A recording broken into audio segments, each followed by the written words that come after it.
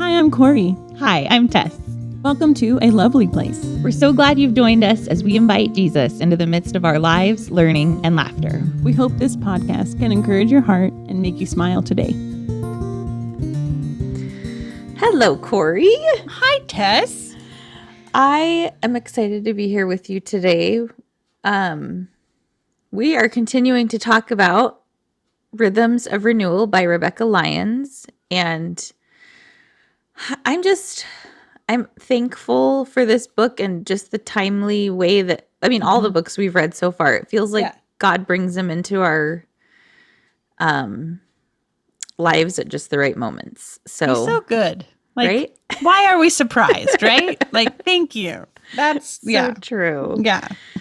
Yeah. So I'm super thankful for that. Yes. And we are in the middle of the second set of rhythms, which are the output rhythms. And these are the connect rhythms that we are learning about. So the first two rhythms were rest and restore, which are input.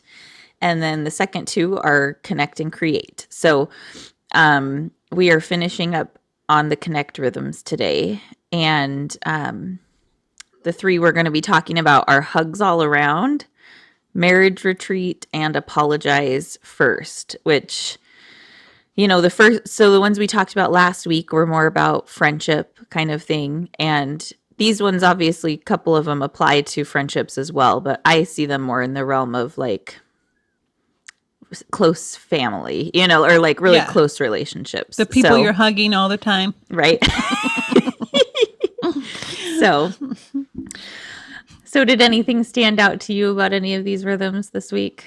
Well, I just like that because the physical touch is one of my highest love languages. So I really need lots of hugs and that power of physical touch. So it just was reminded me that everybody needs hugs, whether it's your top love language or not, that we need each other and we need contact. And I just love how God put our bodies together, that we get dopamine and serotonin with hugs and then holding each other. I just am how cool is that we get good hormones released when we're and hugging? Oxytocin, Yeah. I think I heard one time a marriage thing, you got to hug for at least 3 seconds. Yeah. And you think, well, that's not very long. But if you're just counting, it's you kind of do relax into that hug a little. If you're being intentional, there's a release this. almost. Yeah. So I'm breathe. Oh, that's what that serotonin feels like whooshing into my body. Yeah. Isn't that so cool? I love that. We have a good creator that knew exactly what we needed. Yeah. And I loved this chapter. When I'm having a rough day, I'll try to remind myself a hug would really help, and so most of the time, as long as don't get too caught up in making dinner, when Daniel comes home, we make sure we hug each other when he gets home, but I was always thankful when you lived near me because you're a very huggy person. And I just need that. And I think I'm often a hesitant hug initiator. I don't know if that's a thing. Hashtag hesitant hug initiator. We're here to help. I don't know if I'm afraid. You, I love you too. I don't know if I'm afraid that people won't want me to hug them or what it is, but I'm often just I'll just wait for someone to do the initiating. Yeah. But I think lately, as I've been letting go of what people think of me, I'm becoming more comfortable and I'm just going to offer the hug. And if you don't want it, go ahead and say no, you know, but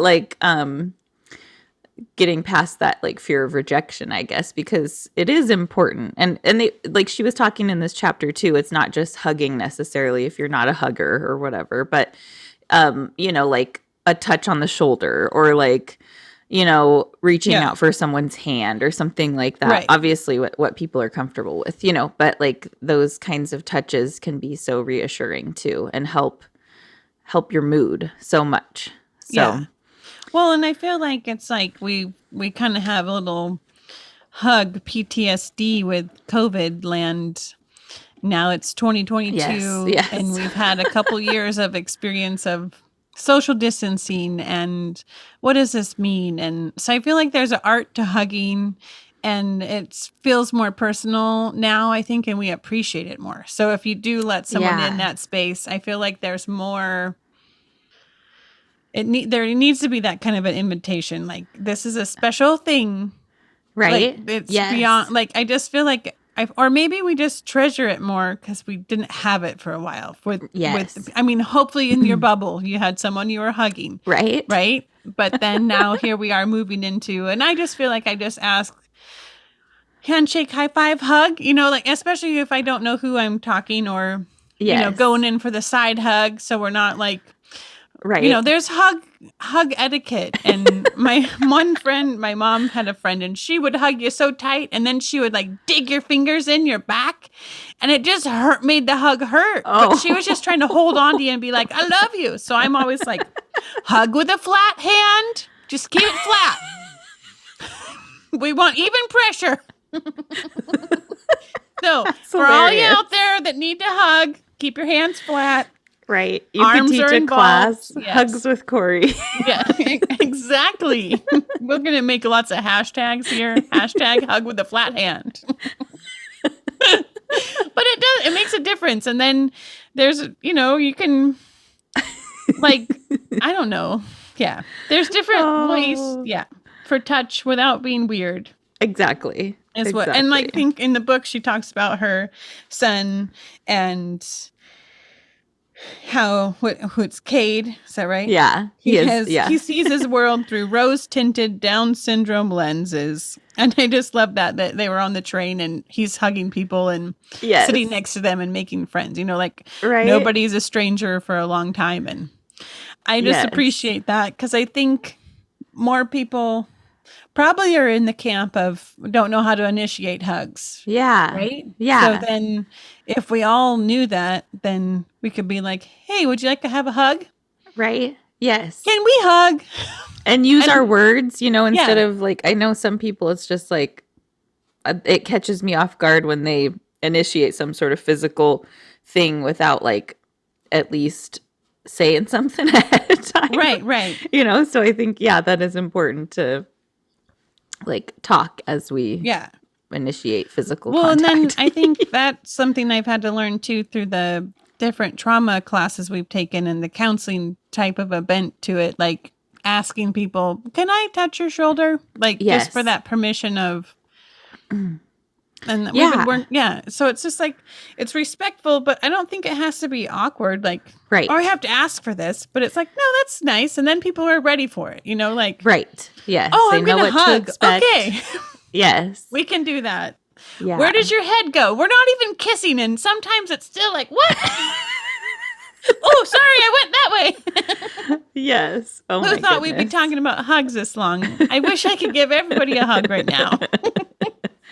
Oh, one thing I realized too is how, I've always known, but with having a baby girl, it's a little bit more apparent, like how much, physical affection she needs. And then I realized how much I need too, because with the boys often anyway, it was like I saw their physical need, like their physical touch needs reflected in the way that they would play and wrestle and be kind of crazy. It's a little bit different with boys, or at least with my boys it was. But Rayanna's very snuggly, so I see that. But I was just reflecting on it that like, I think all kids often get a lot of their physical needs met through play. Like they might not be a snuggly kid, but they still need you to touch and to be physically present, like present and close to them. But that might come in the form of play, like playing next to them and sitting next to each other or whatever it might be, So I think it's just such an important concept and need for everybody of all ages, you know? So, this was a good reminder for me to read this chapter. Because I think sometimes in the busyness of life, we can forget the things that our body like and our soul need, Yeah, yeah.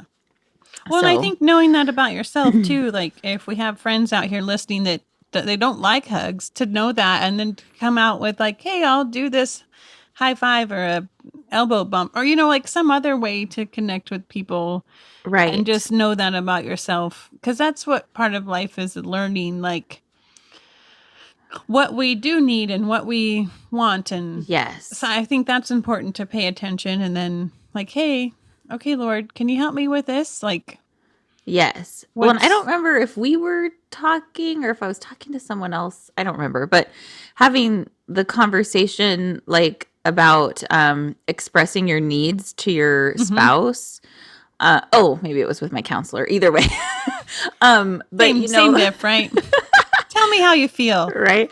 But that we often think when expressing a need that maybe we're just being too needy, Yeah. but reframing it as whoever we're expressing that need to, like they probably feel that it's an honor that we are able to tell them like this is how I best operate in relationship, Right. and I want to let you know that, and the same as when we interact with others and someone tells us their needs, we Mhm. can see it as an honor, like, oh, you're trusting me to tell Right. me Right. how you best operate, Yeah. and instead of just feeling like we're whining or asking for too much or something, which I often feel like I'm doing that. Way to So keep learning, Tess. I like thank it. you. Yeah, it's a good thing. Yeah. Yeah. So the next part is about marriages, right? So this might not Mhm. apply so much to our listeners that are not married, but either way, we're going to talk about it because we are Yeah. married. What stood out to you in this chapter? Well, I love that she just got to have a conversation and go over to Emerson. How do you say his last name? Eggrich. Egg, Eggrich, I think. Yeah. Eggrich. He's the author of Love and Respect. Yes. And that is a book that Stefan and we slowly read through our first year of marriage. Whenever we were in Okay. the car, we read it to each other. Oh, that's So cool. I have a special place in my head or heart for Emerson. And so then when she's like, yeah, we were Yeah. over there at their house. And I'm just like, what? How did she get to do that? Like, talk about Right? marriage advice from the source that wrote a cool book. Yes. And we Yeah. still use that.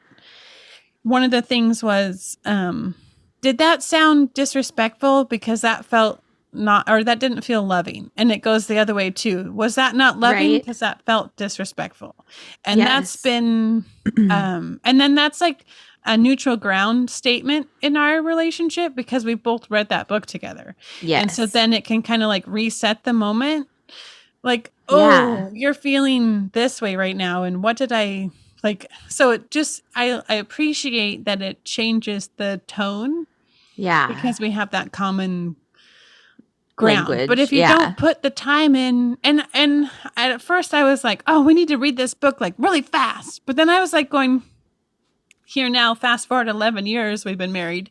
And that book we slowly read it, but it's impacted us for 11 years. Yeah. Like, so it was just like, It was able to soak in. yeah. And so I just was like, but I think that's the thing that's challenging me. Like, okay, what are we learning next? Like, what's our next book for the next 10 years? Like, what's our new Oh, that's good. layer of what can we do we can grow and deepen Yeah. and then have new words to add to that. Cause it's like, well, and then I feel like in this season of parenting, Rikers in kindergarten, there's a lot of new things coming up that you don't know how to talk about until there's a situation. And then it's like, okay, this is what happened the other day. What do you think? And it just takes time Yeah. to be able to get on the same page but give each other room to have had a day. And then it's not like I can just be like, how's that, Stefan? Oh yeah. What? Right. Yes. So it's an That's so interesting. good. Yeah. How about you? Well, I just thought of something I was going to say.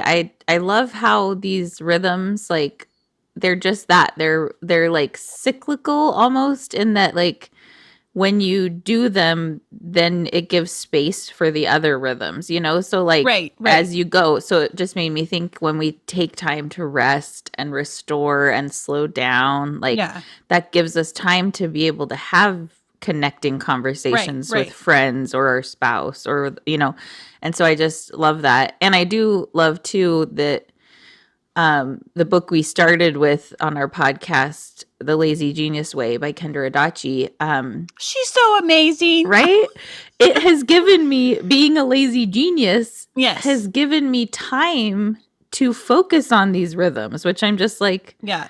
that's so cool. So I love Right. that. Yeah. Um, Thanks, Kendra. right? But I love what you just said about like, what book are we going to be reading for the next 10 years or whatever? Yeah.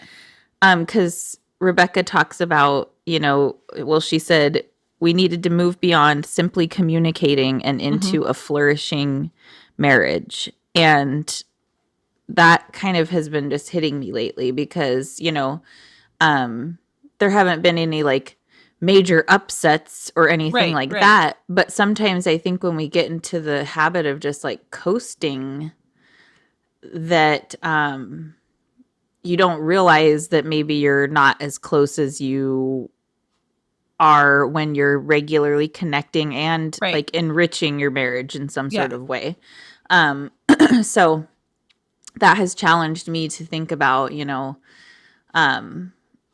different ways that Daniel and I can connect and, find time for each other. And she talks about encouraging each other's dreams and stuff. I think that was in a different chapter, but either way, that's like a good part of a marriage relationship too. And so, well, and I was listening, I was on a little YouTube fun adventure today, finding different things with Jenny Allen, and she was the one that wrote that book about friendships, Find Your People. Find Your People, yeah. And so in that, she was talking about friendships, but I believe that you should be a friend to your spouse. How about that? Yeah. And so she was talking about moving past just fact sharing and like bullet point, like da da da da da da, and getting to the feelings. And I was just thinking that helps me respect Stefan and his needs in a deeper way when I understand what he's feeling. Because then it's like, okay, here's the fact of whatever's happening. Here's why this is happening. And then I feel like I'm respecting his heart and respecting his needs in a deeper way than just like, you're not doing what I want you to do. But then it's like, okay, wait a minute. I need some time to regroup myself from my exhausting day at work. And so then it just puts it a different lens from my perspective toward him. Yeah. So that's helped me just to be like, okay, what's really going on here? And then it's not about my feelings. It's about his feelings. So then I'm not directing everything at me. Like, yeah. Me. Right. Wow, who wants to be married to that? Right. Or taking things personally. I think when you get to know someone's motivations and dreams and heart's desire, it's easier, like if they're doing something that might seem a little bit hurtful to you, to be like, oh, they're probably just really struggling with this. Like, it's not because of me. I don't need to think they're attacking me or something, know? Yeah. Because I think sometimes it's easy to fall into that when we're tired and stressed or whatever and feel like interactions go sideways, then you can be like, well, you just did that to hurt me, when it's like, really, no, that's not the case. Yeah. We're not out to get each other. Like, because then it's like, then there's room when you're not living in that space that the connection is sweeter. Because did she share in this part or was it earlier? Like,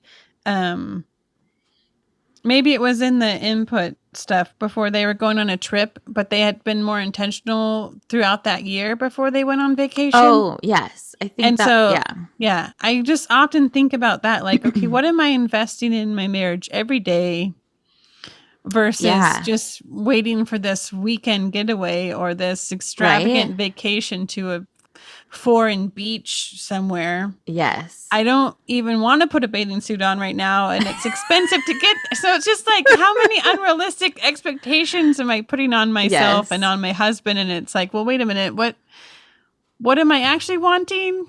Oh, Right. how about I work on that today? And then, then later when we do get to Cancun. I don't even, is that even the right thing? Or again, I guess somewhere there's that dream to reality tension, right? Yes. Yes. Yeah. But anyways, but I like that. That's good. Not just, it's the same as like, you know, exercising. It's like, it's better to do 10 minutes every day than 2 hours one day a month or something, you know, like. Yeah, the consistency. Yeah. Yeah. And I think that's the same with investing in your marriage too. Yeah. You know, Yeah. it's those little deposits that make the difference. And deposits make me think of Paul David Tripp when he was talking about marriage and apologizing. Oh, yes. I think we might have mentioned it in a different one, or I shared it on my Facebook for sure. But it was talking about marriage debt, but he was using the debt as in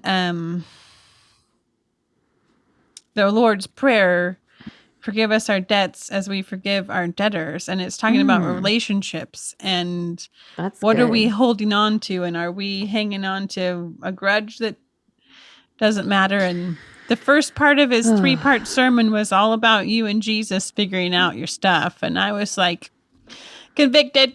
Right. I was like, Lord, please help me. Like, and then, but it just turned my heart again. Like,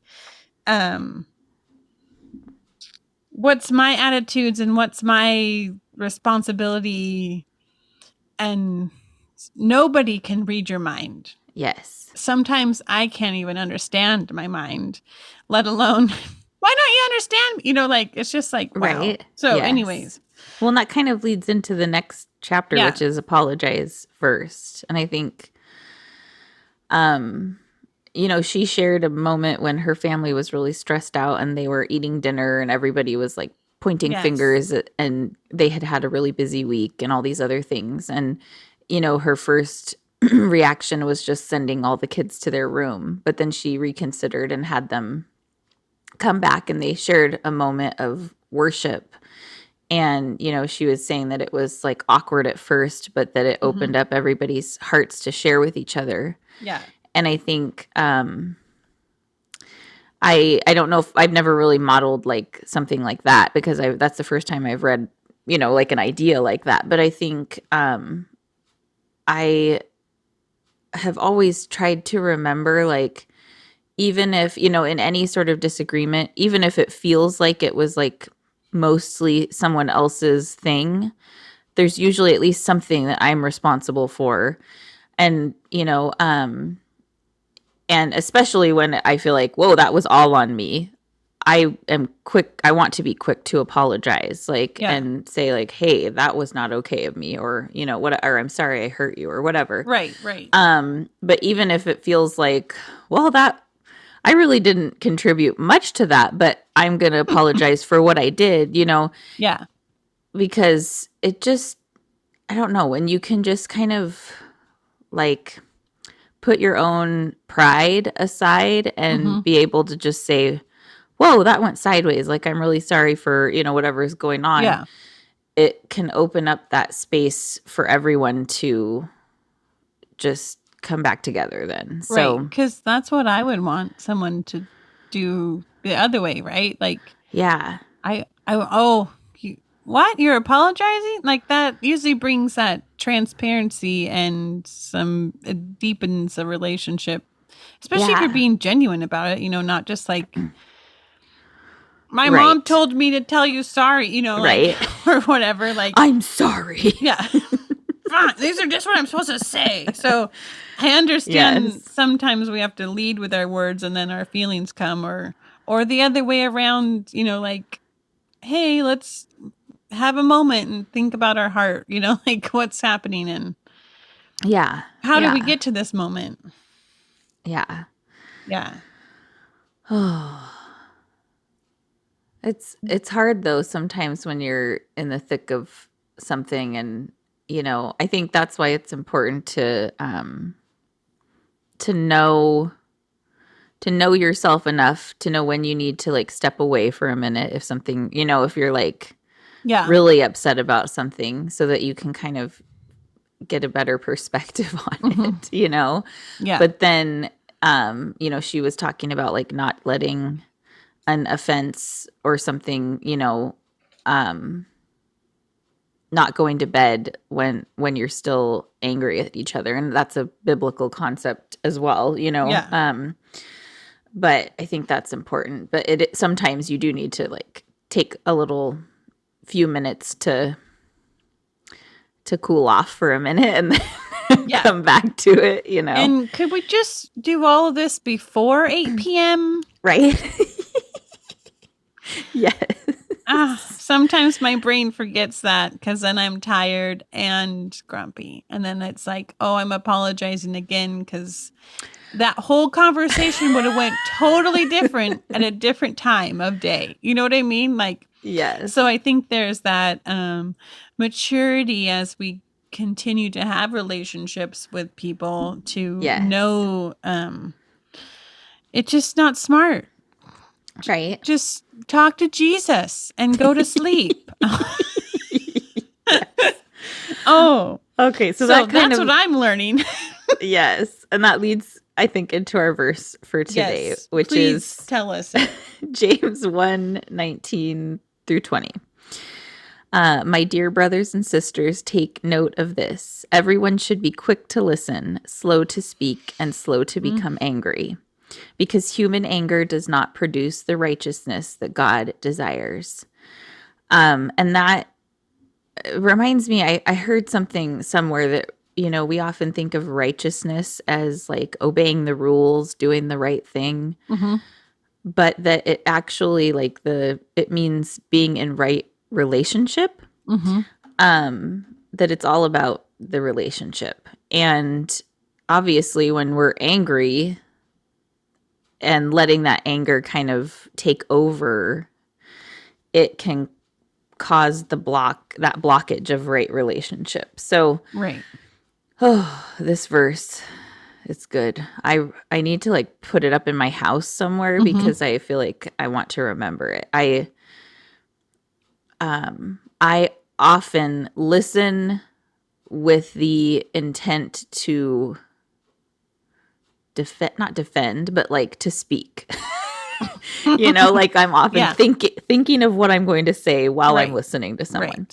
And I want to be quick to listen to what's going on in their heart and slow to speak. So I have to remind myself of that sometimes. A lot with my kids is just shut up. Don't say anything. Like, don't think of what you're going to say. Just try to like actively hear what they're saying. Right. So, well, and then I've been trying to give myself time, like with Riker. Like, I don't have to tell him everything right then. Like, I'm learning to say, Mommy needs a minute. Yeah. Like, just to regroup my own thoughts. Like, so then I can figure out what am I trying to tell him, or what's the important thing. Not just whatever comes out of my head really quick. And then I'm like in this circle of explaining something else because I brought something else into the conversation. Right. I'm like, we were just talking about apples. Why did you talk about a banana? Yeah. Oh, that's funny. I'm glad we're friends. And that we get to connect on this podcast. Yes. Oh, man. It's good. It's good. Yeah. Well, and then we just need a hug again. We're back to that. Yes. Apologize and then hug. Yep. Yep. All right. Well, thank you, friend. Thank you, listeners. Yes. We will be talking about the last output rhythm of create next episode. So we will you'll hear from us then. Okay. Bye. Bye. Have a good day.